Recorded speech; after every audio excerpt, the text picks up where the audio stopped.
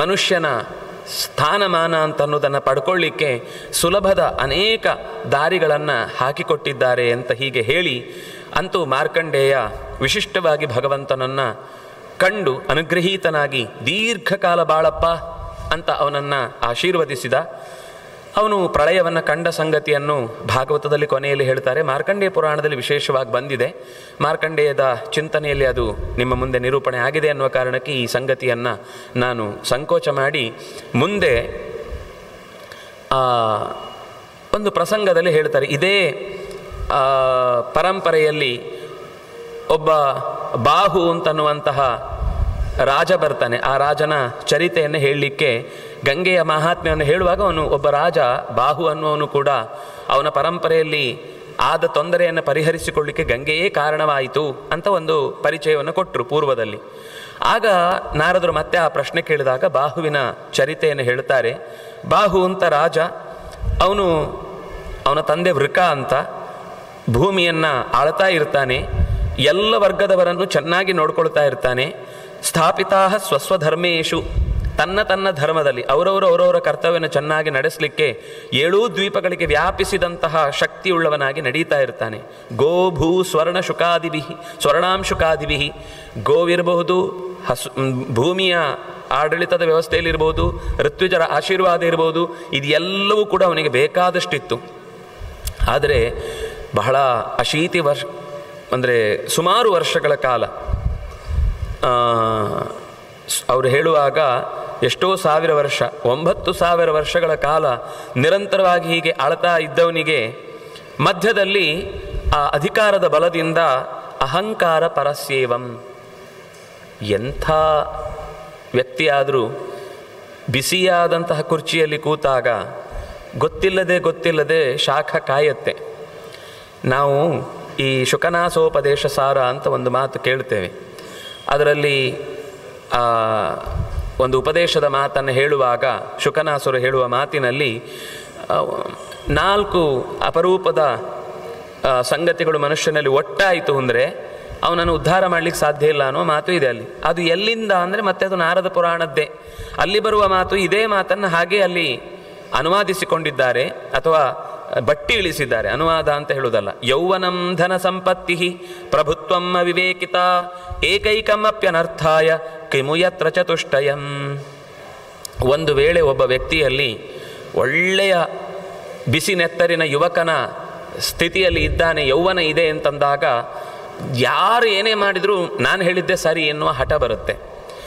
ಕೆಲವೊಮ್ಮೆ ಧನ ಸಂಪತ್ತಿ, ಸಿಕ್ಕಾಪಟ್ಟೆ ದುಡ್ಡಿದ್ದಾಗ ದುಡ್ಡಿನ ಮದದಿಂದ ಎಲ್ಲರವನ್ನು ತುಚ್ಛವಾಗಿ ಕಾಣುವಂತಹ ಸ್ವಭಾವ ಬರುತ್ತೆ. ಇನ್ನು ಅದರ ಜೊತೆಗೆ ಪ್ರಭುತ್ವಂ, ಸಂಪತ್ತಿಲ್ಲದೆ ಇದ್ದರೂ ಒಂದು ಅಧಿಕಾರ ಇರುತ್ತೆ. ಸಿಕ್ಕಾಪಟ್ಟೆ ದುಡ್ಡಿಲ್ಲದೆ ಇದ್ದರೂ ಅಧಿಕಾರದ ಬಲ ಬಂದಾಗ ಎಲ್ಲರ ಮೇಲೂ ಅಧಿಕಾರ ಅಂದರೆ ನೀವೇನು ಪ್ರಧಾನಮಂತ್ರಿ ಆಗಬೇಕಾಗಿಲ್ಲ, ಕ್ಲಾಸಲ್ಲಿ ಒಂದು ಲೀಡರ್ ಏನು ಅಲ್ಲ ಅದು. ಆದರೆ ಅದರಲ್ಲಿ ಎಷ್ಟೆಲ್ಲ ಮಕ್ಕಳು ಆಟ ಆಡ್ತಾರೆ ಅಂತ ನೀವು ನೋಡ್ತೀರಿ.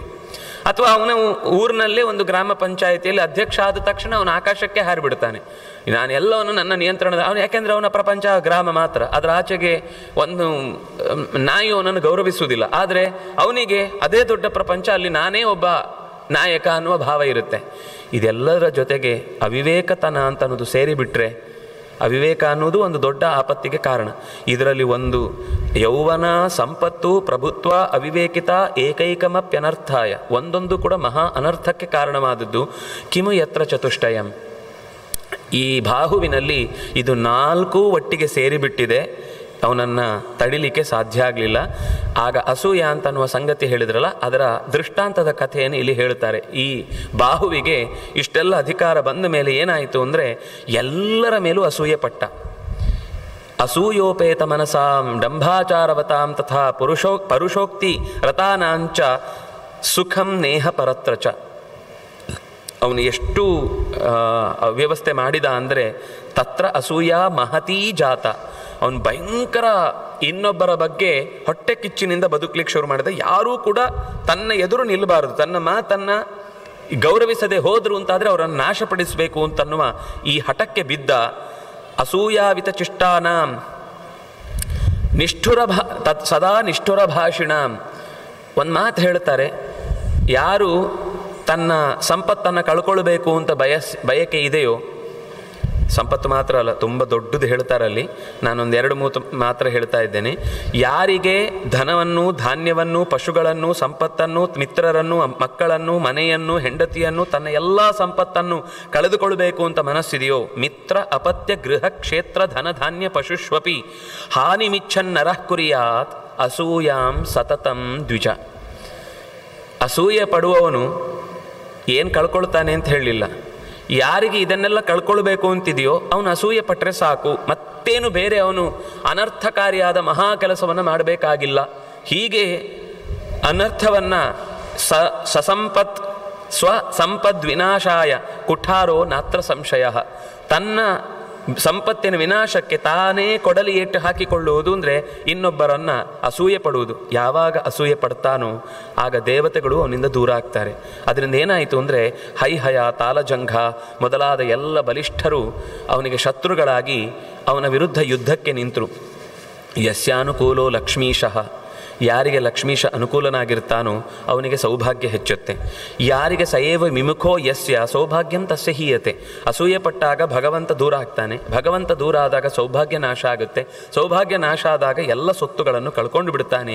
ಯಾವ ದೀಕ್ಷೇತ ಲಕ್ಷ್ಮೀಶಃ ಕೃಪಾಪಾಂಗೇನ ನಾರದ ಅಪಿ ಮೂರ್ಖಾಂಧ ಬಧಿರ ಜಡಾಹ ಶೂರಾಹ ಅವಿವೇಕಿನಃ. ಒಂದು ವೇಳೆ ಲಕ್ಷ್ಮೀಶನ ದಯೆ ದೃಷ್ಟಿ ತಪ್ಪಿ ಹೋಯಿತು ಅಂದರೆ ಅವನು ಎಲ್ಲವನ್ನು ಕಳ್ಕೊಳ್ತಾನೆ. ಆದರೆ ಒಂದು ವೇಳೆ ಲಕ್ಷ್ಮೀಶನ ದಯೆ ಇತ್ತು ಅಂತ ಅಂದಾಗ ಅವನು ಮೂರ್ಖನಾಗಿದ್ದರೂ, ಅಂಧನಾಗಿದ್ದರೂ, ಬಧಿರನಾಗಿದ್ದರೂ, ಜಡನಾಗಿದ್ದರೂ ಅವನು ಅತ್ಯಂತ ವಿವೇಕಿಯಾಗಿ ಬಿಡ್ತಾನೆ. ದೇವರ ಅನುಗ್ರಹದಿಂದ ಸೌಭಾಗ್ಯವನ್ನು ಹೊಂದಿ ಲೋಕದ ಎಲ್ಲ ಸುಖವನ್ನು ನಾವು ನೋಡ್ತೇವೆ. ಕೆಲವೊಮ್ಮೆ ಅವರಿಗೆ ನಿಜವಾಗಿ ಅಂಥ ಯಾವ ಎಬಿಲಿಟಿಯೂ ಇಲ್ಲದೇ ಇದ್ದರೂ ಕೂಡ ಅವರಲ್ಲಿರುವ ಒಂದು ಕೆಲವು ಸೌಜನ್ಯದ ಗುಣ ಸಹಜವಾಗಿ ಅವರನ್ನು ಎತ್ತರಕ್ಕೆ ಏರಿಸಿಬಿಡುತ್ತೆ. ಎಷ್ಟೆಷ್ಟೋ ಕಷ್ಟಪಟ್ಟವರು ಆ ಸ್ಥಾನಕ್ಕೆ ಬರಲಿಕ್ಕಾಗೋದಿಲ್ಲ. ಒಂದು ಕುರುಡ IPS ಎಕ್ಸಾಮ್ ಪಾಸ್ ಮಾಡಿ ಒಬ್ಬ ಪೊಲೀಸ್ ಆಗಿ ಕಾರ್ಯವನ್ನು ನಿರ್ವಹಿಸುವಂಥ ಸ್ಥಿತಿಯನ್ನು ನಾವು ನೋಡ್ತೇವೆ. ಯಾಕಾಗುತ್ತೆ ಅಂದರೆ ಅವರಲ್ಲಿರುವಂತಹ ಒಂದು ಸಹಜವಾದ ಒಂದು ಸೌಜನ್ಯದ ಗುಣ. ಅಸೂಯೆ ಪಟ್ಟವನು ಎಲ್ಲವನ್ನು ಕಳ್ಕೊಳ್ತಾನೆ ಅಂತ 10 ಶ್ಲೋಕಗಳಲ್ಲಿ ವ್ಯಾಸರು ಅದರ ವಿವರವನ್ನು ಕೊಟ್ಟು ಅವನು ತಪ್ಪು ಮಾಡ್ದ.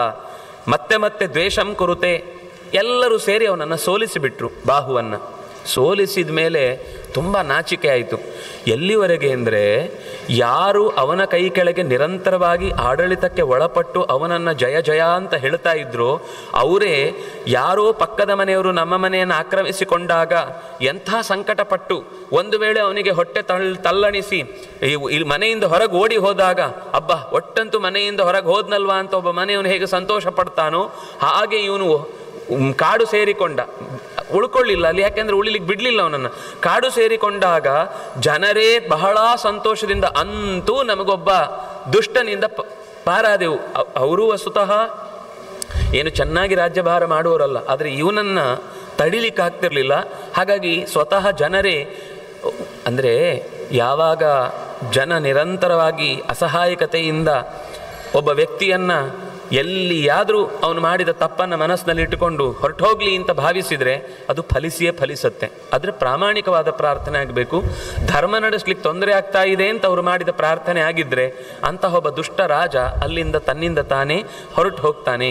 ಹೀಗೆ ಅವನು ಹೊರಟು ಹೋಗಿ ಕಾಡಿನಲ್ಲಿ ಓಡಾಡ್ತಾ ಇದ್ದ.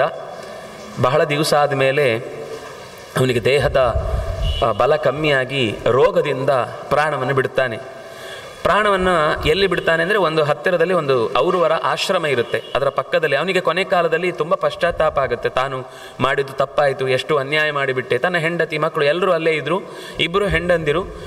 ಔರವರ ಆಶ್ರಮದ ಪಕ್ಕದಲ್ಲೇ ಹೀಗೆ ಪ್ರಾಣವನ್ನು ತೆತ್ತು ಅವನ ಶರೀರಕ್ಕೆ ಸಂಸ್ಕಾರವನ್ನು ಮಾಡಬೇಕು ಅಂತ ಕನಿಷ್ಠಳು ಎಲ್ಲ ಸಿದ್ಧತೆ ಮಾಡಿ ತಾನು ಕೂಡ ಒಟ್ಟಿಗೆ ಸಾಯ್ತೇನೆ. ಅವಳಿಗೆ ದುಃಖ ತಡಿಲಿಕ್ಕಾಗಲಿಲ್ಲ, ಯಾಕೆಂದರೆ ಇವನನ್ನು ಬಿಟ್ಟರೆ ಬೇರೆ ಗತಿ ಇಲ್ಲ, ಹಾಗಾಗಿ ಸಾಯ್ತೇನೆ ಅಂತ ಯೋಚನೆ ಮಾಡಿ ಅವಳು ಅಗ್ನಿಯಲ್ಲಿ ಹಾರಲಿಕ್ಕೆ ಹೋದಾಗ ಔರವರು ಆ ಆಶ್ರಮದಿಂದ ಹೊರಕ್ಕೆ ಬಂದು ಈಕೆಯನ್ನು ತಡೀತಾಳೆ. ಸತೀಗಮನ ಅಂತ ಅನ್ನೋದು ತಪ್ಪು, ಯಾರು ಹೇಳಿದ್ದು ನಿನಗೆ ಮಾಡಬೇಕು ಅಂತ?